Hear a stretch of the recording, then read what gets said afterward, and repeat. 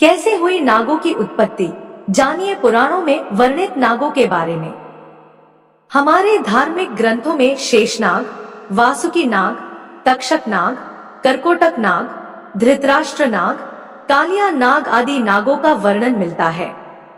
आज हम आपको इन सभी नागों के बारे में विस्तार से बताएंगे, लेकिन पहले हम आपको नागों के पृथ्वी पर जन्म लेने से जुड़ी एक पौराणिक कहानी सुनाते हैं। यह कथा पृथ्वी के आदि काल से संबंधित है, जिसका वर्णन महाभारत के आदि पर्व में किया गया है।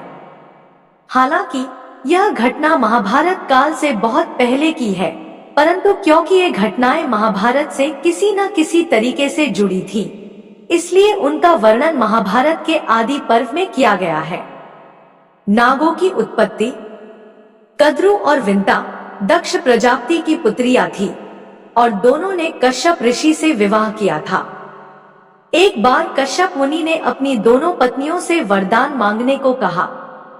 कद्रु ने 1000 पराक्रमी सर्पों की मां बनने की प्रार्थना की, जबकि विंता ने 2 पुत्रों की कामना की, जो कद्रु के पुत्रों से अधिक शक्तिशाली और सुंदर हों।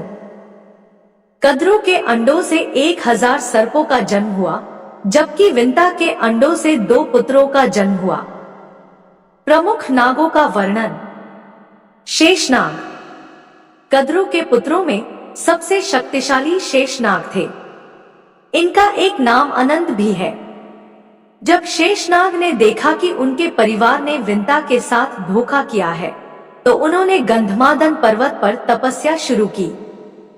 उनकी तपस्या से प्रसन्न होकर ब्रह्मा ने उन्हें वरदान दिया कि वे पृथ्वी को अपने फन पर धारण करेंगे, ताकि यह स्थिर रहे।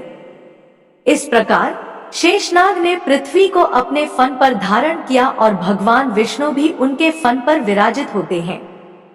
वासुकी नाग। वासुकी नाग को नागों का राजा माना जाता है। वे महर्षि कश्यप और कद्रु के पुत्र थे। वासुकी के बारे में पौराणिक कथाओं में बताया गया है कि उन्होंने अपनी बहन जरत्कारु से विवाह करके आस्तिक नामक पुत्र को जन्म दिया, जिसने राजा जन्मेजय के सब यज्ञ को रुकवाया।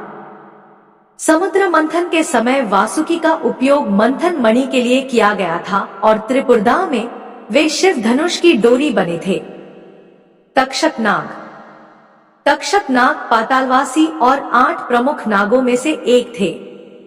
महाभारत के अनुसार तक्षक ने राजा परीक्षित को डसकर उनकी मृत्यु का कारण बना। राजा परीक्षित के पुत्र जन्मेजय ने सर्प यज्ञ करके तक्षक से बदला लेने की कोशिश की, लेकिन आस्तिक ऋषि के हस्तक्षेप से तक्षक की जान बच गई। पौराणिक कथाओं में तक्षक को भगवान शिव के गले में लिपटे हुए भी बताया जाता है। करकोटक नाग। करकोटक नाग शिव के एक गण थे। जब कद्रु ने नागों को सर्प यज्ञ में भस्म होने का श्राप दिया, तो करकोटक ने महाकाल वन में जाकर शिवलिंग की पूजा की। शिव ने उन्हें वरदान दिया कि जो नाग धर्म का पालन करेंगे, उनका विनाश नहीं होगा। तभी से उस शिवलिंग को करकोटेश्वर कहा जाता है और मान्यता है कि करकोटेश्वर शिवलिंग की पूजा करने से सर्प पीड़ा समाप्त हो जाती है। धृतराष्ट्र नाग। धृतराष्ट्र नाग वासुकी के पुत्र थे।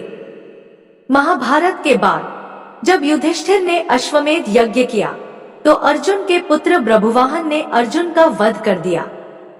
ब्रभुवाहन ने संजीवन मणि के माध्यम से अपने पिता को पुनर्जीवित करने के लिए वह मणि शेषनाग से प्राप्त करने की कोशिश की, लेकिन धृतराष्ट्र नाग ने इसका विरोध किया। अंत में मणि से अर्जुन को पुनर्जीवित किया गया। कालिया नाग। कालिया नाग यमुना नदी में अपने परिवार के साथ निवास करते थे और उनके जहर से यमुना का पानी जहरीला हो गया। भगवान श्री कृष्ण ने कालिया नाग से युद्ध किया और उसे पराजित कर दिया। कालिया नाग की पत्नियां श्री कृष्ण से प्रार्थना करने आईं और श्री कृष्ण ने उन्हें यमुना छोड़ने का आदेश दिया। इसके बाद कालिया नाग अपने परिवार के साथ यमुना छोड़कर अन्य स्थान पर चला गया। इस प्रकार नागों की उत्पत्ति और उनके विभिन्न रूपों के बारे में पुराणों में विस्तृत रूप से वर्णन मिलता है। इन कथाओं से यह भी ज्ञात होता है कि नागों का महत्व पौराणिक काल से लेकर वर्तमान समय तक अस्तित्व में है।